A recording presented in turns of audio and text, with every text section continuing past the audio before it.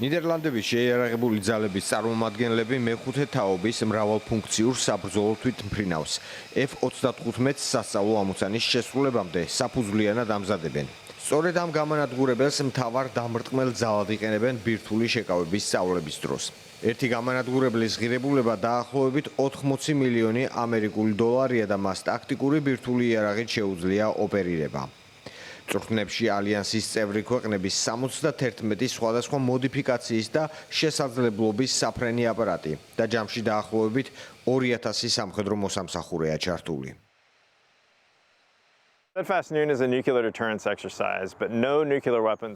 ეს ბირთვული შეკავების სწავლებაა, მაგრამ მანევრების დროს არც ბირთვული იარაღია გამოყენებული და არც მასთან დაკავშირებული ქმედებები არ არის გათვალისწინებული. შეიძლება უჩვეულოა, თუმცა ეს ძირითადად საბრძოლო გამანადგურებლებისა და პერსონალის შესაძლებლობების დემონსტრირებაა. Stitfast Noon არის რუტინული წვრთნა და არ არის მიმართული რომელიმე კონკრეტული ერის წინააღმდეგ. წელს ეს არის პირველი შემთხვევა, როდესაც ამ მისიას F-35 მრავალფეროვანი შესაძლებლობებით უხელმძღვანელებს, მაგრამ უპირველეს ყოვლისა შეტევითი შესაძლებლობებით იქნება წარმოდგენილი.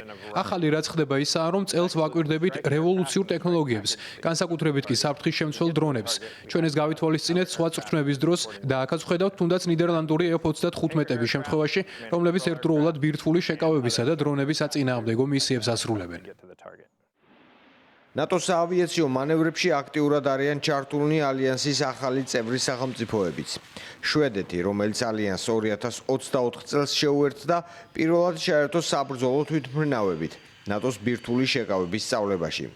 მანევრებში მონაწილეობს ფინური საბრძოლო ავიაციაც. სამხედრო მანევრების დიდი ნაწილი ჩრდილოეთის ზღვაში ტარდება, თუმცა წვრთნები ბირთვული შესაძლებლობების ხმელეთზე დაცვის ამოცანებსაც ითვალისწინებს.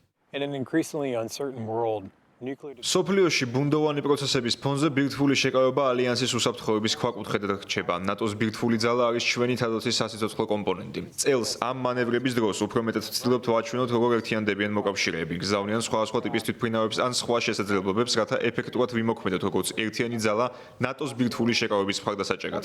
ამ მანევრებით გვსურს დავარწმუნოთ ჩვენი მოსახლეობა, რომ მათი უსაფრთხოების უზრუნველსაყოფად გონივრულად ვმოქმედებთ და შეგვიძლია ნებისმიერი პოტენციური მოწინააღმდეგის შეკავება.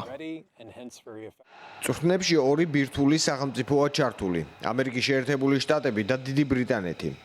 ალიანსის კიდევ ერთი ბირთვული სახელმწიფო საფრანგეთი არ შეუერთდა ამ მანევრებს, თუმცა ფრანგი სამხედროები შეუერთდნენ ბელგიაში ჩატარებულ მასშტაბურ წვრთნებს. ფართომასშტაბიანი სახმელეთო სწავლება Celtica Prize 17 ოქტომბერს დასრულდა და მასში თითქმის 2000 სამხედრო მონაწილეობდა. სწავლების დროს მექანიზებული და ქვეითი დანაყოფები სხვადასხვა სამხედრო სასწავლო ამოცანას ასრულებდნენ. ისინი იყენებდნენ უპილოტო საფრენ აპარატებს და სწავლობდნენ სანგრებში ბრძოლასაც. როგორც ბელგიის თავდაცვის სამინისტრო იუწყება, წვრთნების დროს ითვალისწინებდნენ იმ გამოცდილებას, რომელიც უკრაინელმა სამხედროებმა რუსეთის წინააღმდეგ წარმოებულ თავდაცვის ომში მიიღეს. ბელგია ერთ-ერთია ნატოს წევრი სახელმწიფოებიდან, რომლებშიც ამერიკული ტაქტიკური ბირთვული შეიარაღება ინახება.